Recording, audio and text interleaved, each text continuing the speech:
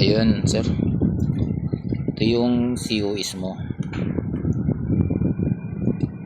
Tatabi naman natin to.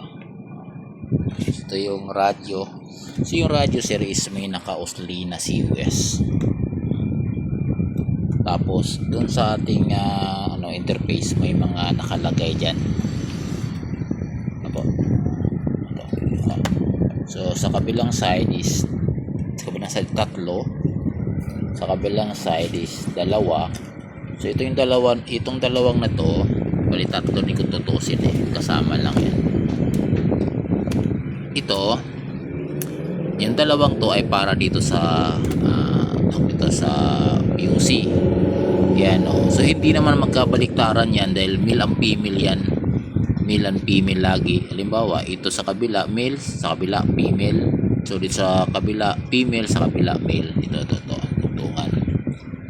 Dalawang to. Ibig sabihin itong side nito na dalawa lang sa POC yan pupunta. So ito yung pinaka niya sa POC. So dito yan sa taas, dito yan, para dito nakasaksak yan. So sasaksak natin ha. Dito nakasaksak yan.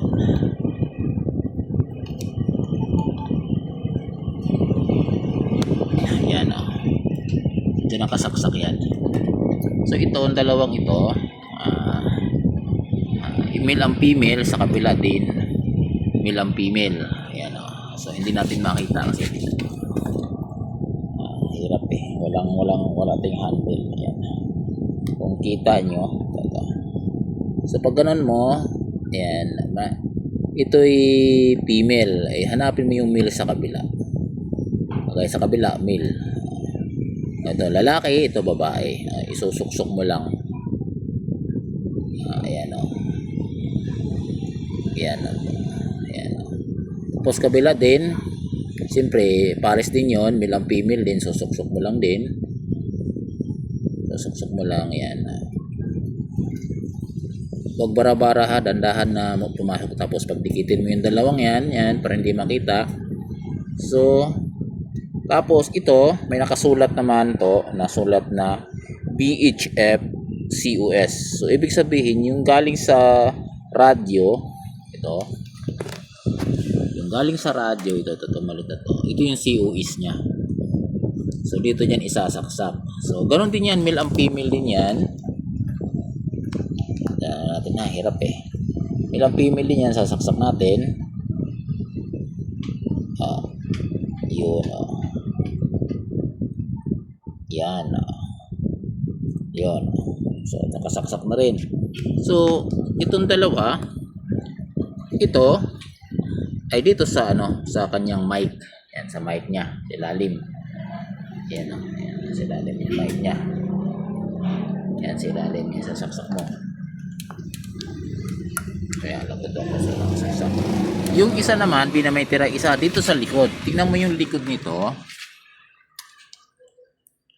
Yan, likod nito niyan, ayan diba? May diyan sa likod. Makita. Kita ba? Hirap Ito, may jack, saksakan sa jack dyan sa likod.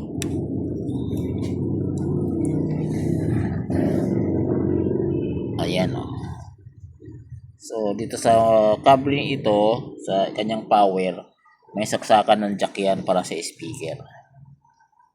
Para sa speaker ito. So ito natin sinasaksak yan sa loob. Ayan. Kita ba? Hindi ko makakita Ayan yan nakasaksak sa loob yan. Yung jack na yan, 3.5. So yan. Pag okay na yon, okay na, wala yung stand natin Ayan. Ito yung wire mo. Lagyan natin ng kalang para tumingala ng konti. Yan. So tapos ito dapat buhay na to. Buhay na, dapat bubuhayin mo rin yan. Buhay na, binuhay mo to,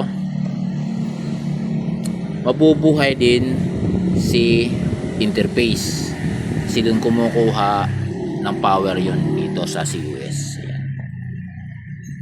Hindi ko alam kung saan kumuha yun basta yun na yun. COS dito sa pati sa likod. Yun. So gana na. So transmit tayo. Saan yung ating analog? So, analog natin, tama ba frequency? Yan, analog natin. Yan. Buka natin. 1, 2, 3, 4. 1, 2, 3, 4. O, diba? Sa analog. So, sa analog naman tayo.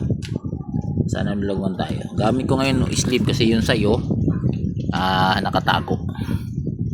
1, 2, 3, 4. 1, 2, 3, 4. 1, 2, 3, 4. O, diba? So, ayos na yan, pre. Papadala ko na lang. Yun, o. Dapat itong POC na to sa kaliwang side may dalawa dyan para dito sa interrupts to sa kaliwang side is dalawa para dito sa lahat yan sa POC. Yung kabilang side naman sa right side is tatlong kable COS. Ang isa ay COS, may nakasulat, hindi naman magkabaliktaran yan, dali lang yan, no? COS, ingatan nyo lang pagsaksak na dapat may connection. So galing sa radio COS, pareho naman ang size niyan. So yung isa ay para RG11. Hindi man pwede RG11 na saksak mo sa likod, dito na talaga sa harap yan. Yung isa jack na 3.5 sa likod naman siya. So yun lang yan, napakadali lang ipasok para yun na lang para magamit mo na agad.